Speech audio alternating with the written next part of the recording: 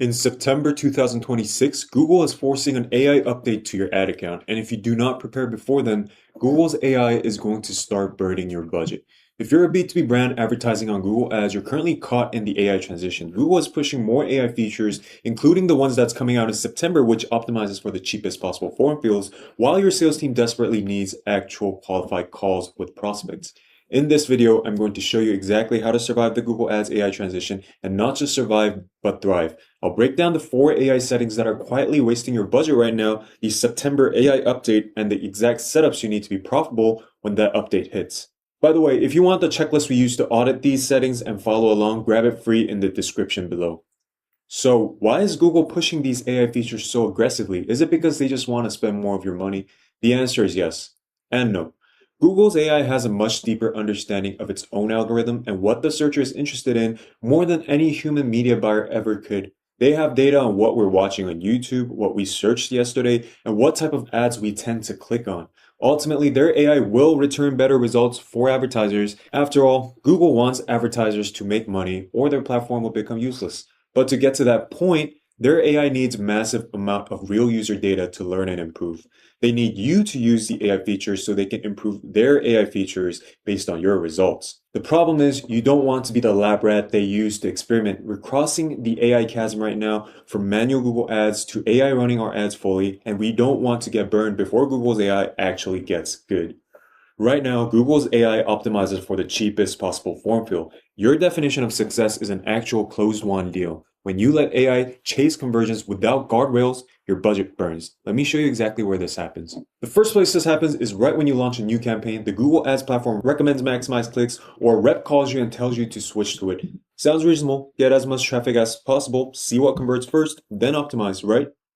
The problem is what cheapest traffic actually means for B2B companies. Think about who clicks on an ad for, let's say, cybersecurity firms at the lowest cost per click. It's not the CIO or the VP of operations that you want to get to. It's the students doing research papers, job seekers who search cybersecurity firms hiring and Google match them to your ad, a competitor doing research. That is who Maximize Clicks finds first because they are cheap and will get you more clicks. Now, I want to be fair. Maximize Clicks is not always wrong. If you have a brand new campaign with zero conversion data, you do need traffic to start learning, but whether you should use it depends entirely on your budget and your tolerance for risk.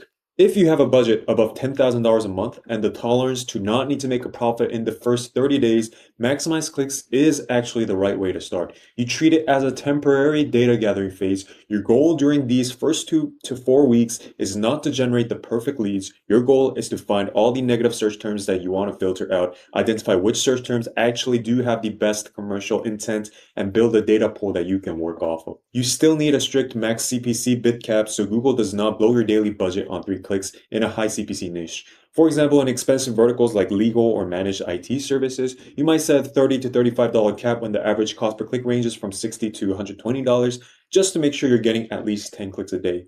Then you graduate maximize clicks when you have at least 30 conversions a month and enough data to switch to maximize conversions.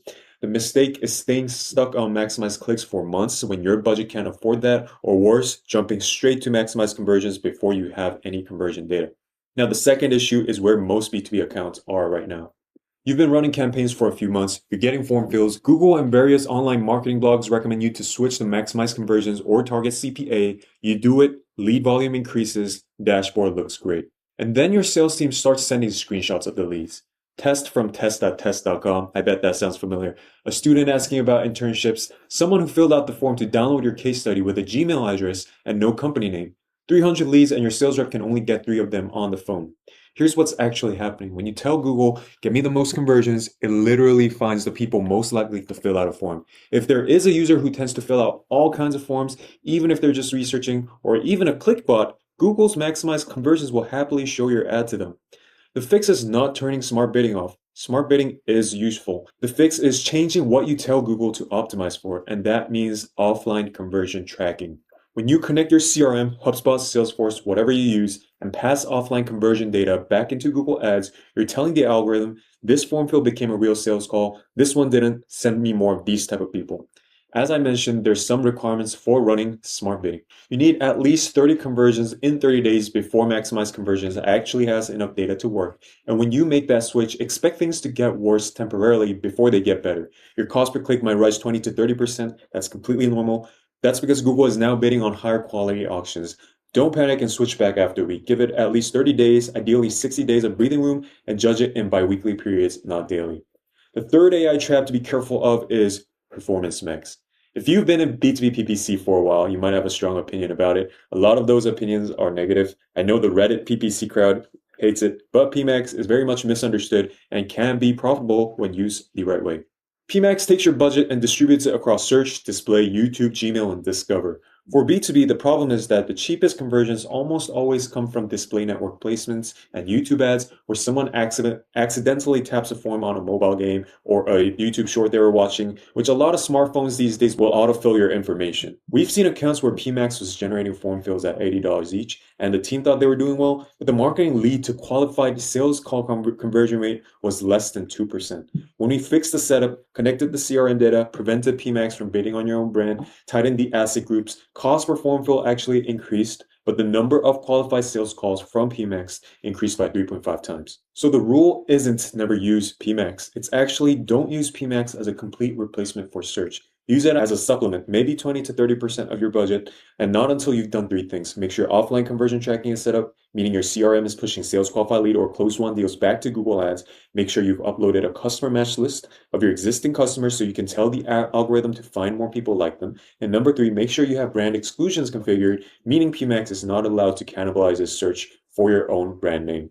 Which brings us back to the big September AI change. On April 15th, Google announced that dynamic search ads, automatically created assets, and campaign level broad match are all being upgraded to a single AI Max for search starting September 2026. If you're running any of those features, your campaigns will automatically migrate it even if you don't want it to.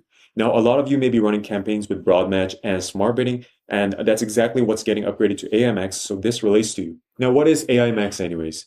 AI Max is keywordless targeting. Instead of matching your keywords to search queries, it uses your website content. It basically scans everything on the landing page. It uses your past conversion data. It uses user search behavior to decide on its own when to show your ads, what search terms to show your ads on. And Google also pulls ad copy from your landing pages and current ads to auto-generate your headlines, descriptions, and URL extensions.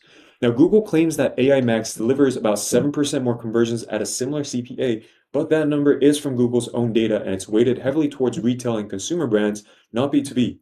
So here's why this is a red flag for B2B companies. For a consumer brand selling t-shirts, letting Google match more queries and rewrite headlines is usually fine. Worst case scenario, you show the wrong t-shirt.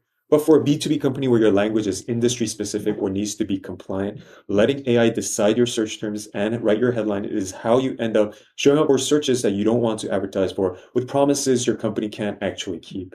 For example, your company might only do recruiting for construction industry specifically, but AI might show your ads for all generic recruiting related searches. So 3 things to do before this rolls out. Number 1, turn off automatically create assets at the account level. If you want, you can opt back in later if you want to test it. The default on setting is what gets people. And number 2, audit your negative keyword list. AI Max decides what queries to match against based on your site content rather than your actual keyword list, which means you're going to start showing up for a lot of super broad, super generic searches. Using that construction recruiting example again, just because your site has the word recruiting, there's a good chance that AI will start showing your ads for any recruiting or staffing related search term, which means a tighter negative search term list is more important than before.